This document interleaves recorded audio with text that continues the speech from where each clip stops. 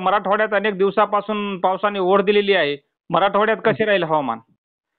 मराठवाड्याला 21 जुलैच्या आता हा व्यापून टाकलाय आणि आता आजची 22 जुलै सुद्धा पुन्हा एकदा मराठवाड्यामध्ये, विदर्भामध्ये, खानदेश आणि पश्चिम महाराष्ट्रात पुन्हा एकदा आहे. रात्री जवळपास 7 ते 8 तासामध्ये महाराष्ट्रातला 80% पेक्षाही अधिक भाग त्याने व्यापला आहे आणि जो प्रतिज्ञा केली होती आपण ती पूर्ण झालेली आहे.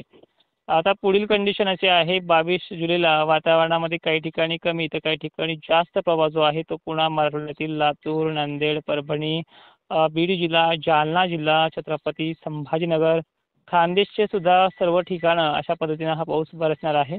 विशेष विदर्भामध्ये पुढच्या 4 ते 3 दिवसाच्या आतमध्ये रिपिटेशन जास्त आहे, म्हणजे परत परत पाऊस पडणं आणि तो अतिवृष्टीसारखा पडणं ही कंडिशन सारख्या घडणार आहे.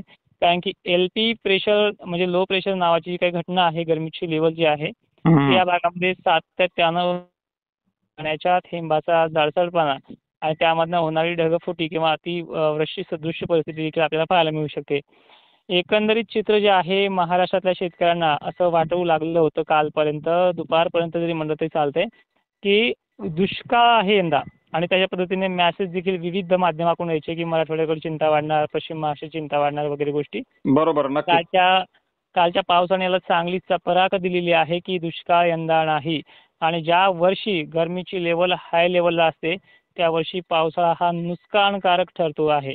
आणि परिस्थिती जर सांगायची किंवा उदाहरण जर द्यायचं सांगायचं झालं तर 2022 चा पावसाळा तुम्ही आठवून बघा. पिकं काढता वेळेस सुद्धा शेतकऱ्यांचा माल नदी नाल्यामध्ये गेला होता. अशी कंडिशन 10 ते 20% भागांची होती. ती सेम कंडिशन यंदाची सुद्धा आहे.